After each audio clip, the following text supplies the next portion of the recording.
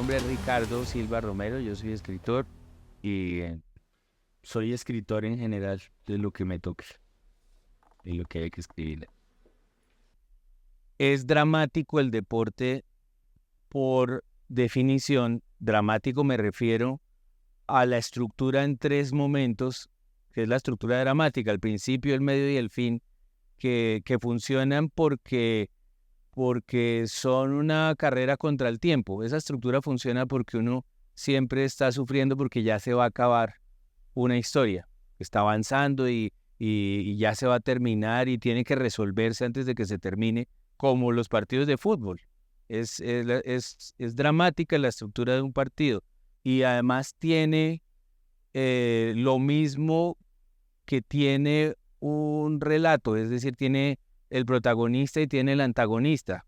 Uno siempre está como espectador del fútbol haciéndole fuerza a uno de los dos y eso, contando minutos.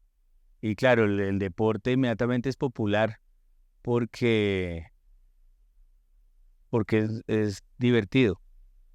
Hay un momento en que la cultura trató de ser elevada y trató de ser como una herramienta más para la segregación, podría decirse, como para ser superior a los demás. Entonces, la ortografía, la gramática, el arte, la historia, la literatura, incluso la música, todo eso se usó para tomar distancia del pueblo. Es decir, nosotros sabemos algo que ustedes no saben. Ustedes ponen mal las tildes y no oyen a Bach. Eh, y a mí me enerva realmente ese uso de la cultura, del arte, como un arma de discriminación. Eso me parece que ha sido muy común y ha llegado hasta estos días, porque hay un momento en el que uno siente, aún hoy se siente la distinción entre cultura y entretenimiento, como aquí hay una cosa harta que solo unos especialistas y unos cuantos elegidos dominan, y aquí hay una cosa que es divertida y le gusta como a la gente, al pueblo. Y eso sí que ha sido nefasta para la misma cultura, que es entretenida, que es divertida, que hace reír, que hace llorar, que revuelve el estómago. Ha sido fatal esa distinción y en esa distinción una de las primeras víctimas ha sido la literatura o el arte que se refiere a lo popular, entre eso el fútbol. Y se ha creado la sensación de que, por ejemplo, la literatura sobre fútbol es una especie de género de culto, como para unos iniciados, y creo que es una trampa porque, como pasa con los partidos de fútbol, eh, hay mucho más en un partido de fútbol que solo el partido. Es decir, una novela sobre fútbol no es solo una novela sobre fútbol, sino una novela sobre cómo funciona el mundo, cómo reaccionan las personas ante la derrota, qué se mueve en la trasescena del fútbol y de cada partido. Es quizás una mala comunicación la que hay allí, porque uno no debería estar invitando solo a la gente que ve partidos a leer sobre fútbol, sino a la gente que le interesa entender lo humano. Es un lugar común, pero es un lugar común porque es cierto que en el fútbol, que viendo fútbol uno puede entender cómo funciona el mundo. A mí se me ocurrió un día que un comentarista deportivo como los de mi infancia, es decir, personajes con una sabiduría medio coja y como con una voz poética falsa, sí, personajes que dicen que el gol entró por donde el carpintero puso la escuadra, o que le pusieron a alguien el acrílico hepático en vez de decir la tarjeta amarilla. Gente así, la bola va rodando, el tiempo va pasando, veo grave la saltabilidad del equipo, todas esas, que es la capacidad de saltar que tiene el equipo. Eh, Todas esas figuras que cuando yo era niño eran, pero estrellas de la sociedad colombiana, gente en el nivel de los políticos y de los actores, y de los futbolistas, se me ocurrió que un personaje así podía ser interesante. Se me fue volviendo gordo y entonces en el instinto de complicarle la vida me pareció que tenía que ser Opita y sufrí el calor de Neiva y así poco a poco fue creciendo hasta que mi pregunta fue ¿qué es lo peor que le puede pasar a este tipo? Y lo peor que puede pasar a este tipo es lo peor que yo he visto viendo fútbol, que es el autogol que hizo Andrés Escobar en el segundo partido del Mundial del 94. Pensé que veía ese gol y se quedaba mudo, el comentarista que se llama Pepe Calderón, y ahí empecé a investigar si era posible quedarse mudo ante una imagen traumática, eh, cómo era ser comentarista deportivo en el Mundial del 94, qué más pasó en la sede de la selección, en ese Marriott, qué sucedió esa mañana antes de que jugaran. Y se me ocurrió complicarlo más y fue preguntarle a gente del mundo del fútbol y de la prensa y del país cosas sobre mi personaje ficticio.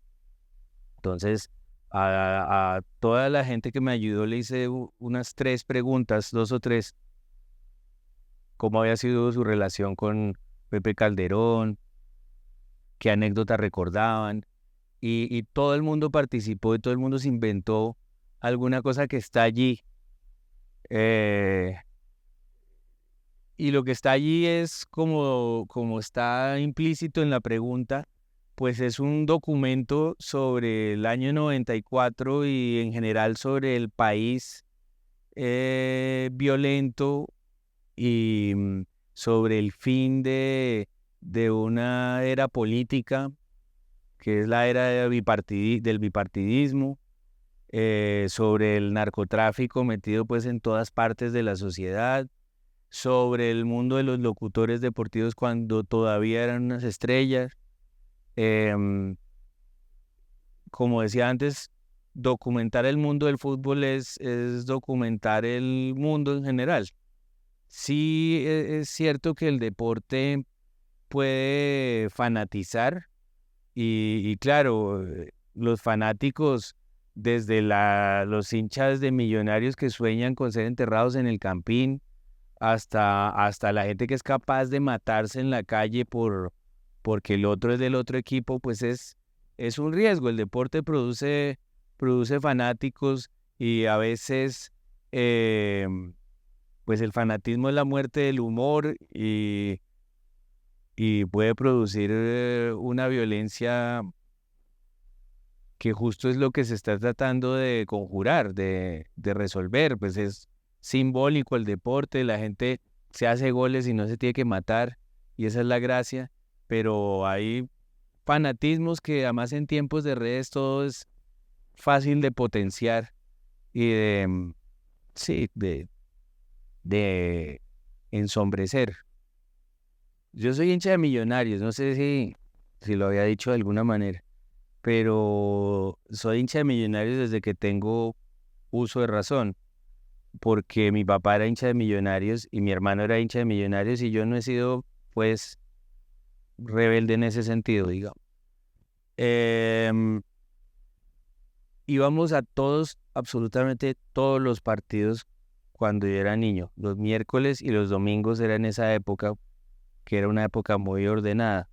Había matiné, vespertina y noche en los cines. Por ejemplo, los horarios eran muy claros, las fechas eran muy claras y nosotros no nos perdíamos ni un solo partido.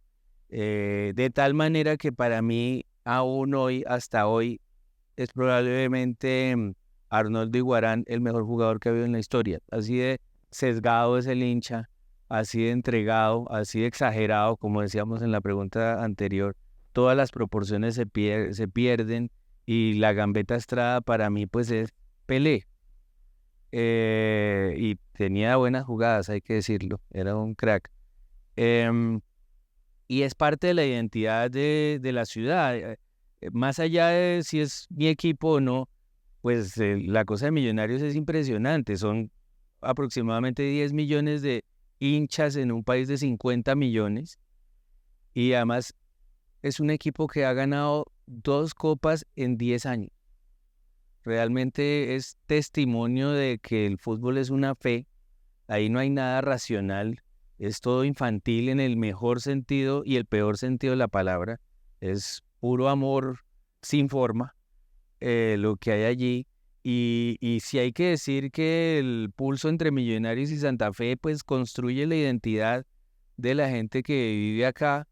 Es un placer enorme ver perder a Santa Fe, por ejemplo.